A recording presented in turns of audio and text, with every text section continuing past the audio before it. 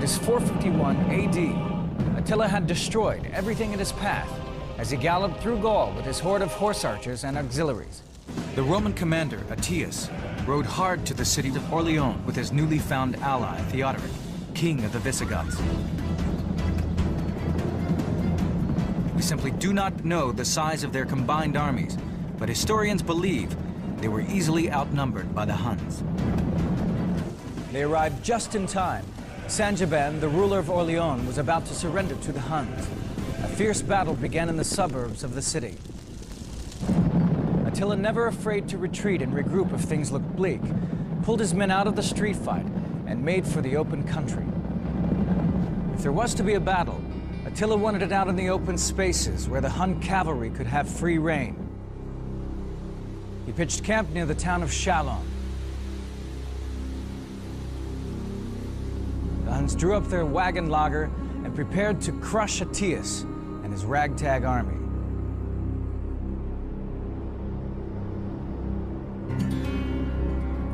Attila made no attempt to fight until mid-afternoon. Instead, he stayed inside his wagon circle. Was he looking to provisions for his troops? Or was he playing mind games by making the Romans wait for hours in battle formation?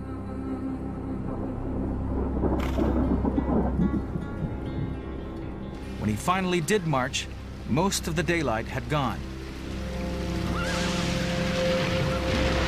But the Romans had no difficulty in seeing the huge army which formed up behind him.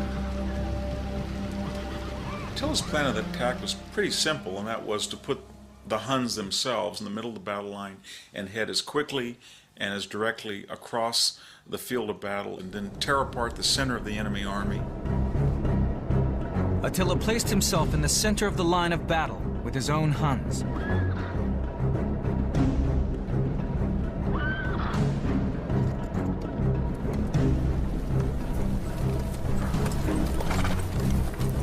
On his flanks, he placed his barbarian allies, the Ostrogoths, Arderic, and Gepids. These would have been more standard cavalry, armed with spears and swords, and relying on mobility and momentum to inflict damage. On the other side of the battlefield, Attius placed his Romans on the left flank. He ordered Theodoric and his Visigoths to line up on the right flank.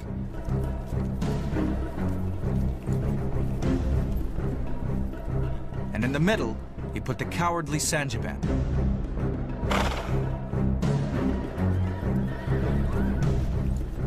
It came as no surprise when Attila prepared to strike at the weakest point of the Roman line.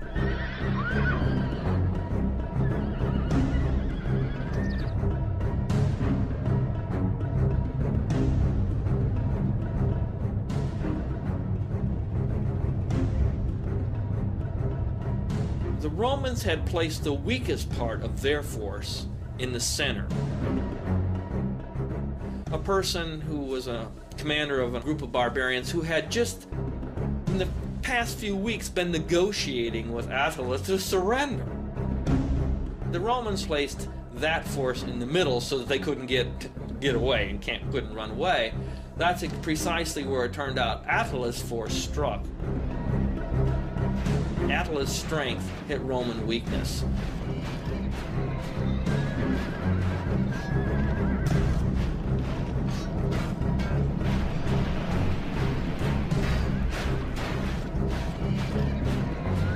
Attius was no fool.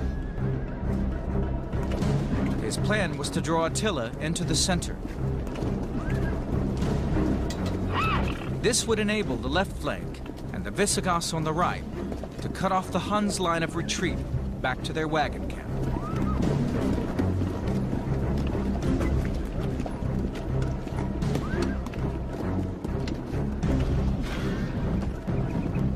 It was a ruthless plan.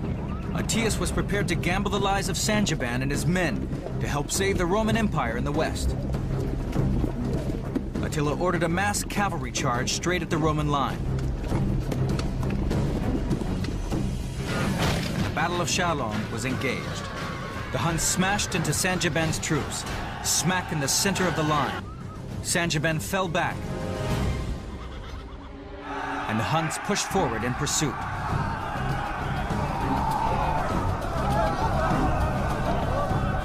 But Aetius found the going tough.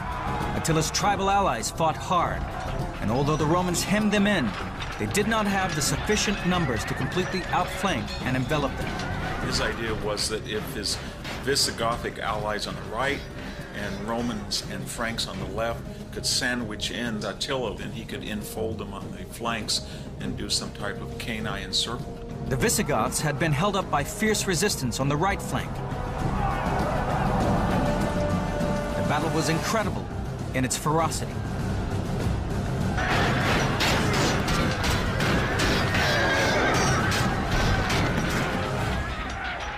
The casualties must have been staggering, although the numbers given in the sources are just for literary effect.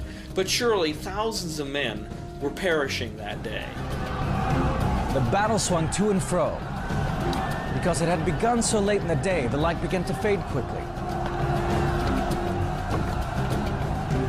If the Huns were able to fall back to their wagons, it would be very difficult for the Romans to attack a fortified position in the dark. It was late in the afternoon, and it was getting dark. They fought until they couldn't see each other, and then the battle continued into the darkness. It was one of these battles without end.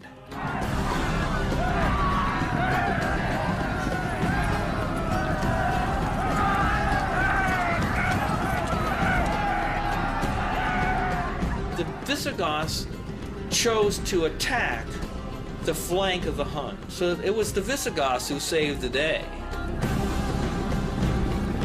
Their added weight seemed enough to turn the tide of war in Aetius' favor.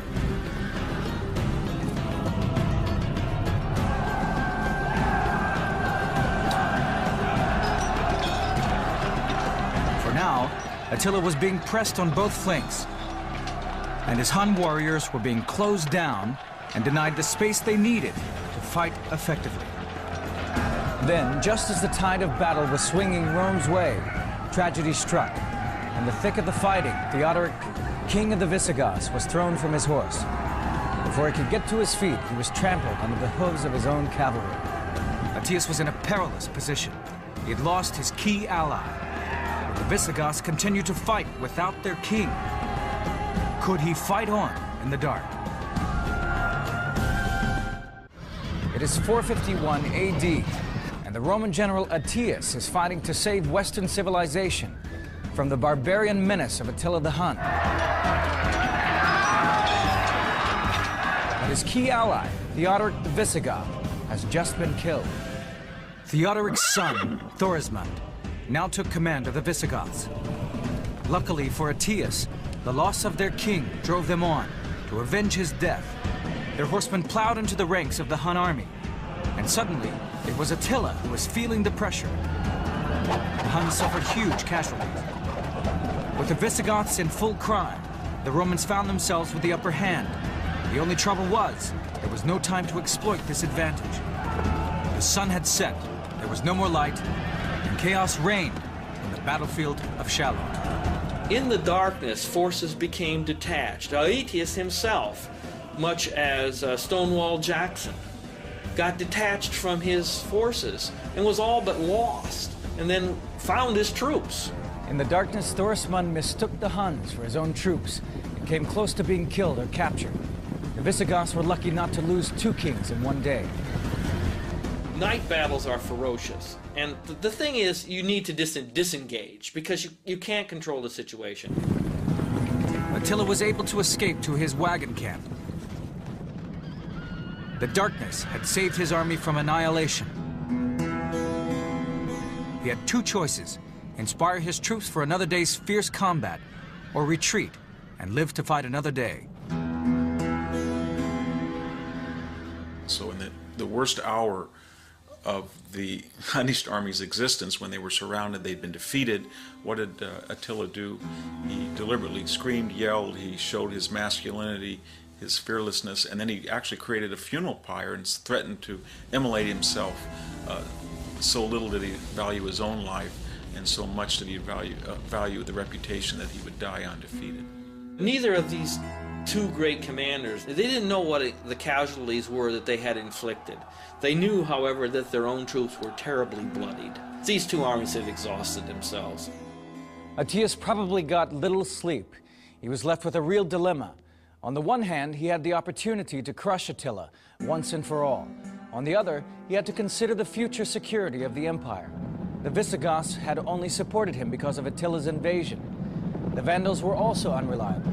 These tribes only stayed in line because of a Hun menace. Remove that and warfare could break out all over the West. There was the perception that maybe the destruction of the Hunnish army might embolden other tribes that are now our allies, but after the battle will be our enemies. And back at Ravenna, the governing center of the empire, the Emperor Valentinian was worried that Aetius was now the most powerful man in the West. To the people, he was the heir to the Roman generals of old. Already they were calling him the last of the Romans. The next morning, it's essentially a stalemate. The Huns are in possession of their lager, and the Romans are in possession of the battlefield, which meant that the Romans won. But the Huns were still there. The ancient sources tell us that Aetius only reached his decision on the following morning, when two things happened. First, the body of Theodoric was recovered, and his son Thorismund was proclaimed to be the new king of the Visigoths. Second, it was obvious that Attila was trying to pull out rather than prepare for another battle. Attila withdrew the next day because he realized that his army was in no condition. Once dawn rose and they saw that horrific carnage on the battlefield and tens of thousands of people had been killed, he realized he was in no position to press home the attack. Aetius knew his own personal standing was high. He had just beaten Attila the Hun, the scourge of Europe. But could he trust the Visigoths now that they had a new king? And what about Gaiseric the Vandal? The Hun invasion had been his idea. Aetius had done enough. Attila was in retreat. The West was safe. He decided to take his close-fought victory and attempt to strengthen the Roman position. I think that what the battle did was it brought people together. It brought the military and political forces of the empire in the West together one last time. The mauling that Aetius gave Attila at Chalons was to prove the deciding factor. True to form, the Huns launched another lightning campaign against the Romans the following year. They swept down into Italy, utterly destroying the land as they went. But a Roman counter-strike against Attila's own land across the Danube was enough to make Attila agree to a peace. He just didn't have the men to protect his borders any longer. Aetius had killed too many of them at Chalons.